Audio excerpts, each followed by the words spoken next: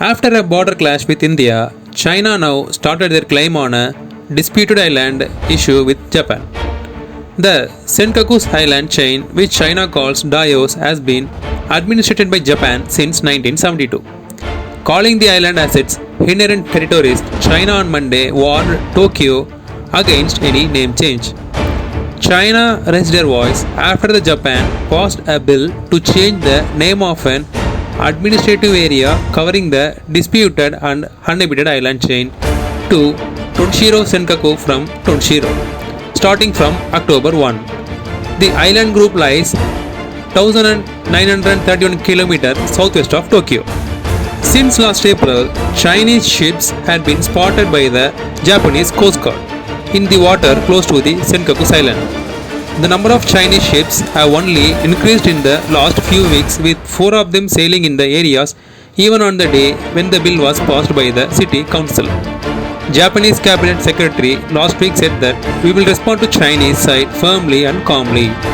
The Senkaku island chain dispute with China is not the only territorial and maritime dispute that China has long had with many of its neighbors already. It has island and maritime border disputes with Taiwan, Brunei, Indonesia, Malaysia, Philippines and Vietnam in the South China Sea and its extension.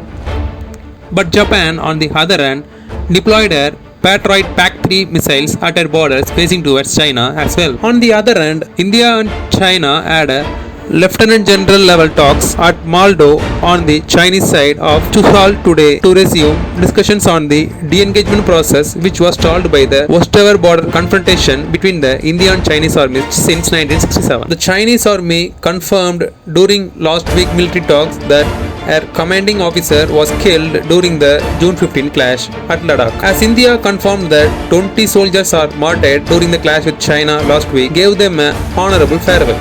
But the Chinese citizens pour it out on Weibo, a Chinese microblogging site, which reveals that the Chinese citizens are mostly sharing Indian images, news articles and videos linked to the Galwan Valley clash. Chinese netizens demand transparency when it comes to PLA casualties or injuries. They would rather appreciate India for keeping its public up to speed on the losses.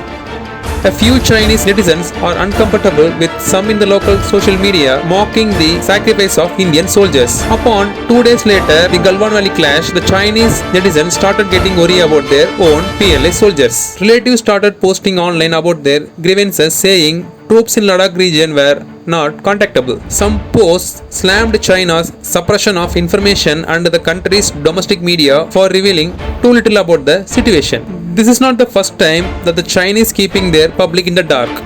Only the God will know what's a true number.